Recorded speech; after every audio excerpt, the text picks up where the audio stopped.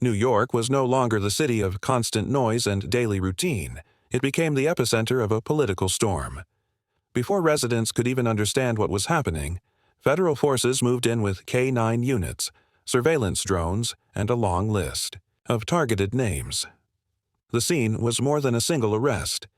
The opening declaration of a sweeping crackdown would shake the entire nation. New York City has once again become the stage for a political storm. But this time, the conflict is not in speeches or debates.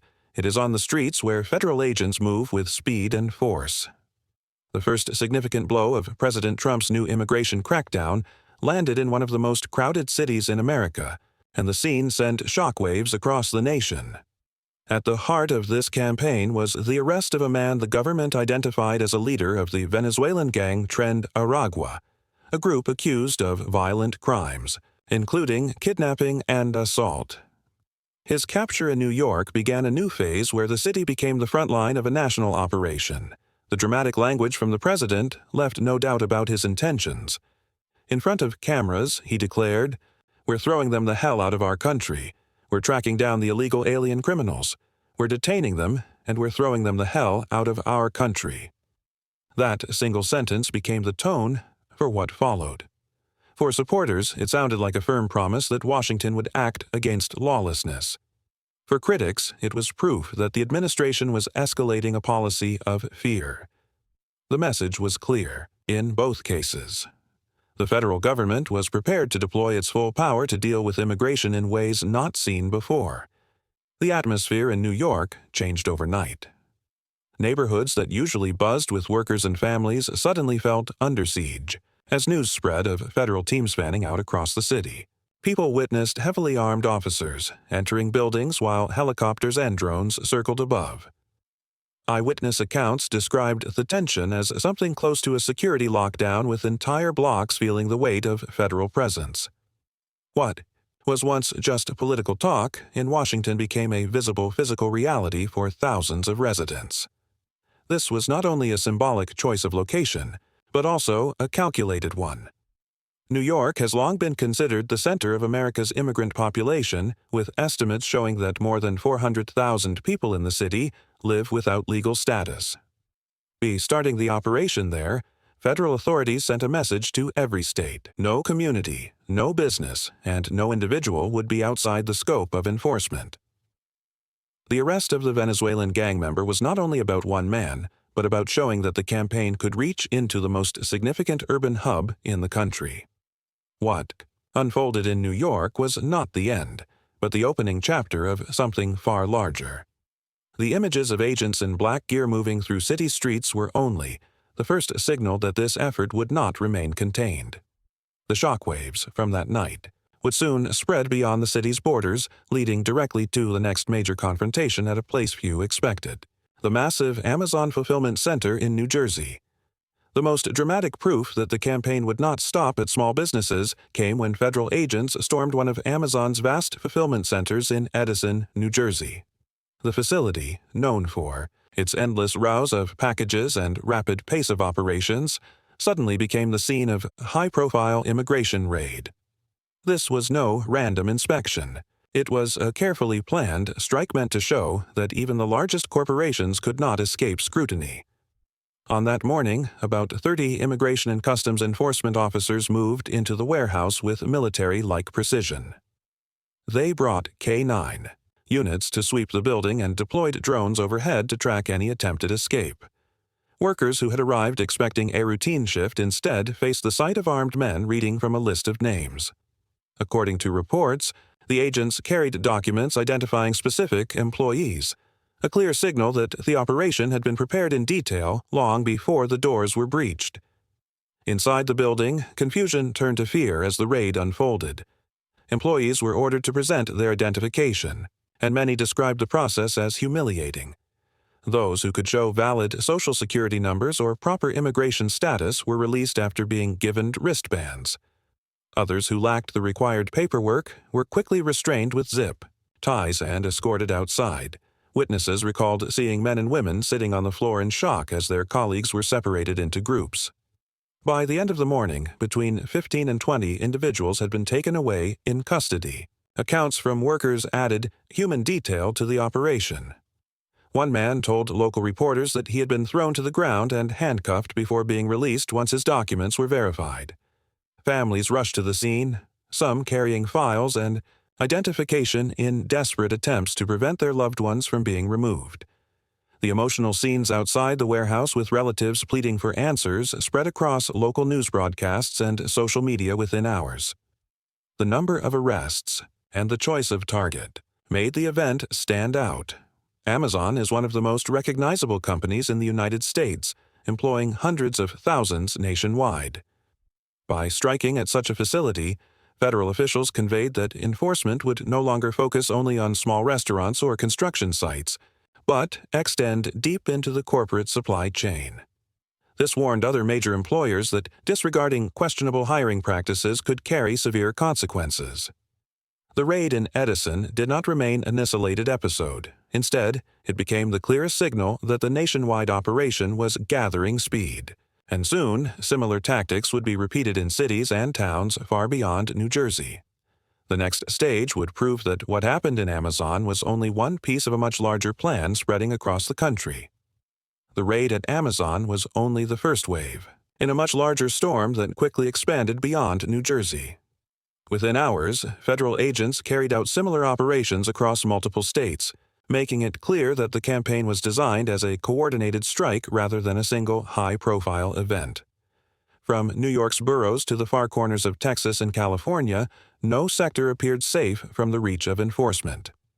In the Bronx and Washington Heights, heavily armed teams entered residential buildings before dawn, checking documents door by door. Residents described entire blocks being locked down as officers separated families and took away individuals without authorization. The scenes of confusion echoed those seen earlier in Edison, but now spread through neighborhoods that had long been considered safe zones under sanctuary policies. By striking at these areas, the government underlined that even communities shielded by local regulations were not beyond federal authority. At the same time, operations in Kansas and Texas showed that enforcement was not limited to urban centers. In Kansas, restaurants and small businesses were targeted with workers led out in chains as customers watched in disbelief. Meanwhile, a facility northeast of Dallas became the site of one of the most extensive raids of the campaign. Around 300 officers surrounded the manufacturing plant, and by the end of the day, nearly 160 individuals had been attained. The sheer scale of that action sent a killing reminder to industries that rely heavily on undocumented labor. Further west, agents moved into Sacramento, California, where a Home Depot parking lot turned into a battlefield of arrests.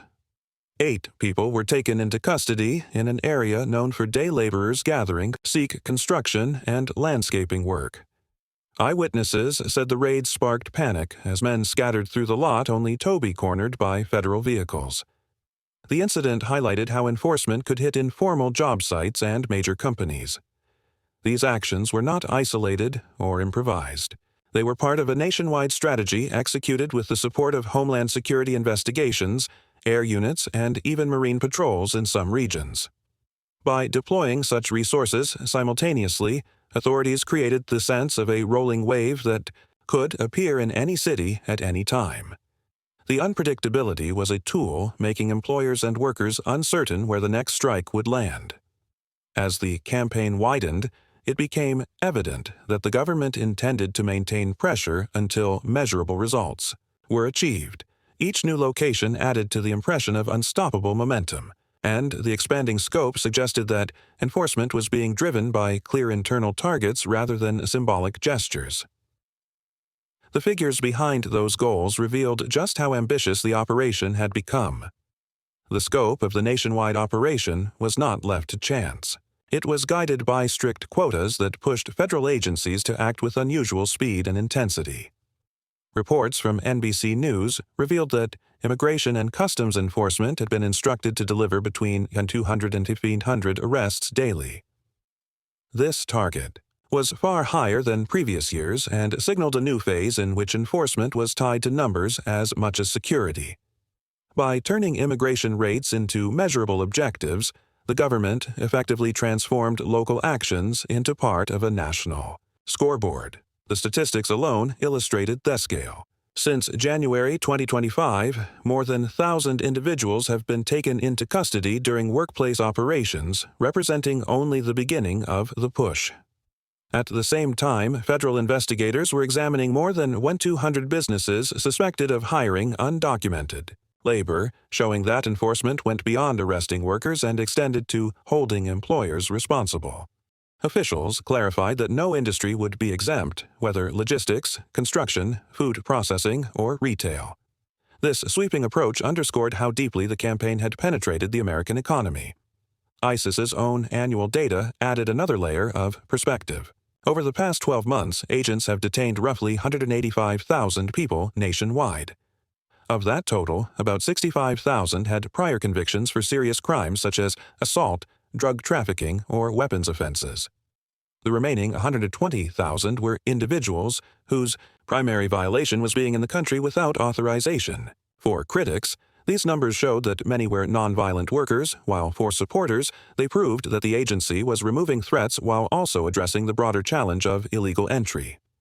Either way, the figures made it clear that the campaign was part of a sustained national strategy, not an isolated burst of action. Quotas of this size inevitably shaped how operations were carried out. Officers described pressure to meet daily expectations, warning that failure could lead to disciplinary measures. This culture of targets explained why raids often happened in multiple states at once, as significant coordinated actions allowed agencies to reach their required totals more efficiently. By linking arrests to performance, the leadership of ICE created a system that encouraged scale over selectivity, ensuring that numbers continued to climb regardless of location or timing. The reliance on quotas also fueled debates in Congress and among state officials. Supporters of the administration argued that ambitious goals were necessary to restore credibility to immigration enforcement and deter future violations. Opponents countered that such methods turned people into statistics, ignoring the human consequences for families and communities. Yet, regardless of the controversy, their results were undeniable. The campaign had grown into one of the largest enforcement drives in recent history. Those expanding numbers laid the foundation for the striking examples of raids that soon captured national attention. While statistics show the size of the campaign, the real impact became clear in the dramatic examples that unfolded across different states. Each raid carried its own story, and together they painted a picture of a nationwide effort moving with relentless force.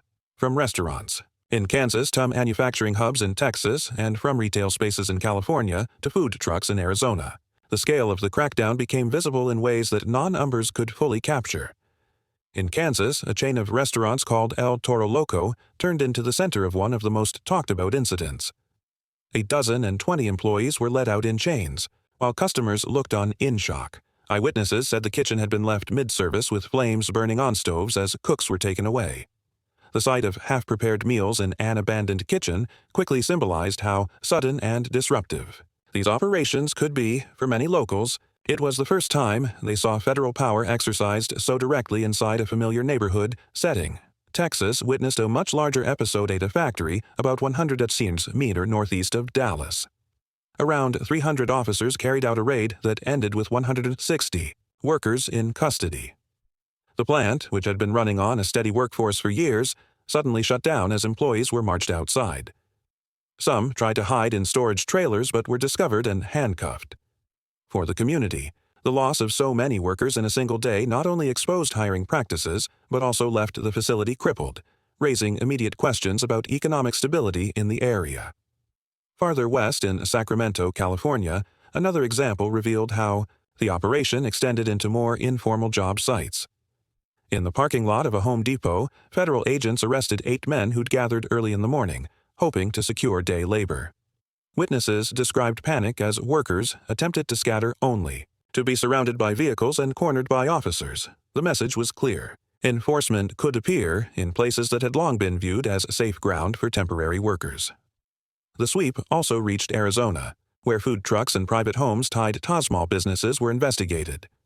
In Phoenix, authorities entered both Mobile Kitchens and the residence of Attico shop owner, detaining multiple individuals under suspicion of human smuggling.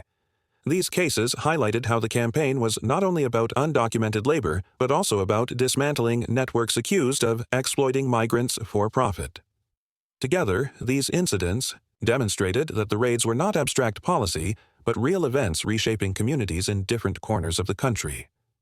Each example added to the sense that the operation was growing in both reach and ambition, setting the stage for discovering the hidden systems that allowed such labor networks to thrive.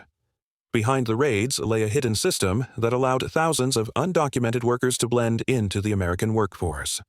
At the center of this system was a black market for forged documents that grew into a nationwide industry, supplying everything from driver's licenses to Social Security numbers. Without these papers, many of the arrests in Kansas, Texas, or New Jersey would never have happened because the workers would never have passed through the initial hiring process. Investigators described how these documents were sold openly in underground networks, often for prices between $80 and $500, depending on quality. The cheapest versions could fool small employers, while more advanced forgeries were convincing enough to pass through the hiring systems of large corporations. In some cases, traffickers used stolen personal data from cyber breaches to create IDs that looked legitimate even in government databases. This meant that the identities of ordinary American citizens could be used by strangers without their knowledge, exposing victims to financial or legal risk. The problem extended far beyond counterfeit paper. Some shelters for asylum seekers in major cities became recruitment grounds, where new arrivals were offered jobs through these illegal networks. Once a worker was accepted, gangs would control their paychecks, taking most of the earnings and leaving only a small amount for survival. The system turned vulnerable people into dependent laborers trapped by the documents that were supposed to give them opportunity. For officials, this proved that the immigration raids were not only about removing individuals, but also about dismantling an industry that profited from human exploitation. Large companies were not immune to infiltration. Even corporations with strict hiring procedures reported cases where fraudulent IDs had slipped through. When authorities uncovered the deception, the workers were often employed for months, sometimes years. These incidents raised questions about the QD, effectiveness of corporate compliance systems, and the ability of businesses to detect fraud when faced with sophisticated forgeries. For critics of the companies, the issue revealed a willingness to ignore red flags in exchange for cheap labor. While supporters argued that the deception was too advanced for employers to catch, the networks producing these documents were sustained by money from other crimes.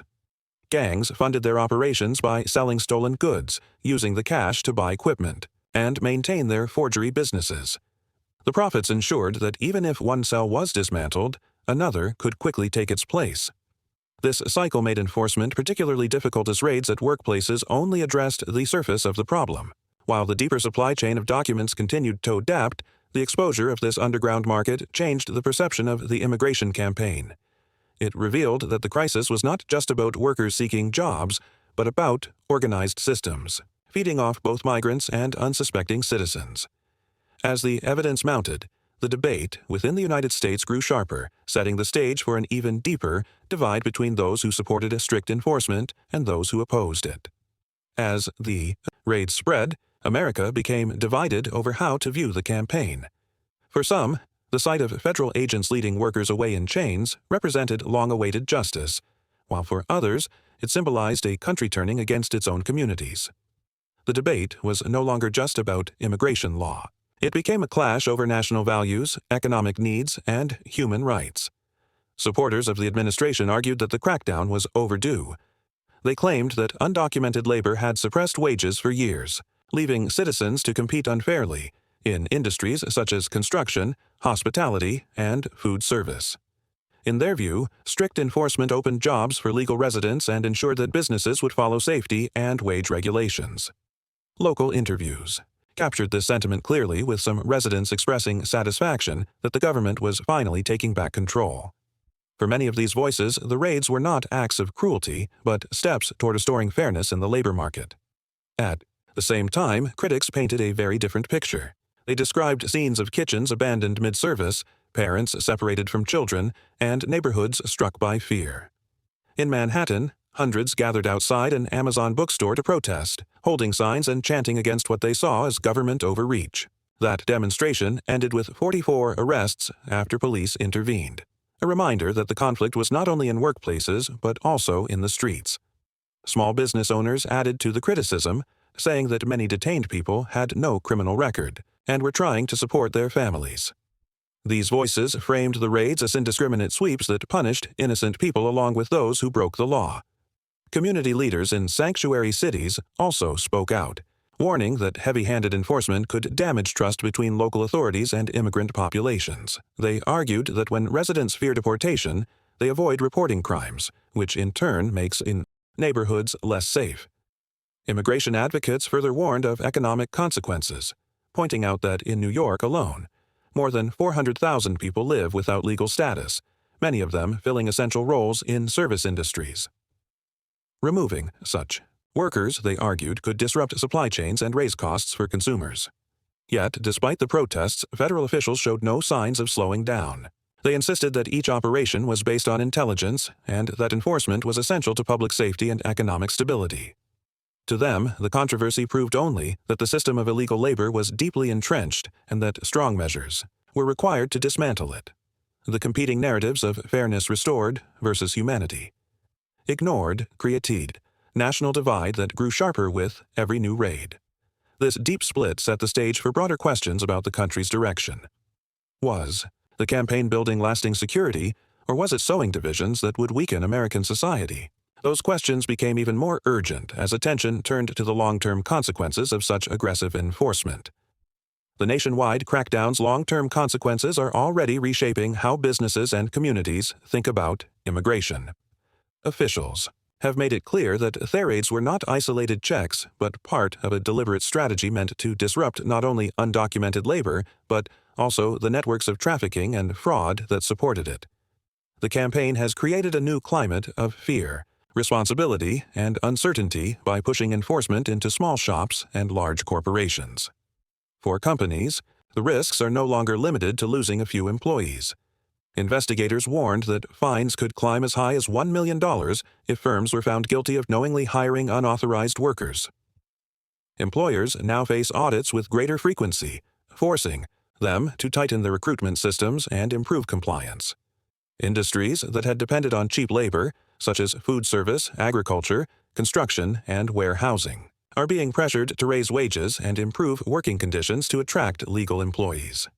This shift is beginning to reshape the cost structures of many businesses, with ripple effects on prices paid by consumers. For workers, the consequences are equally profound.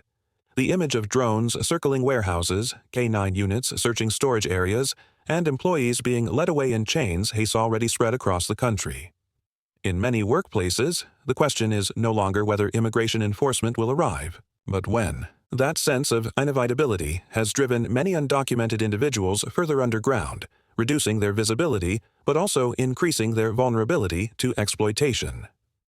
Traffickers are likely to tighten their control, offering fake security while trapping workers in cycles of debt and dependence. The immigration raids have left a powerful mark on America. From New York to Texas, from restaurants to corporate warehouses, the message was clear: no one is beyond reach. Supporters believe the crackdown restores fairness, protects wages, and enforces the law, while critics warn it spreads fear, divides communities, and disrupts local economies. What began as targeted arrests has become a national debate over identity, security, and the future of labor.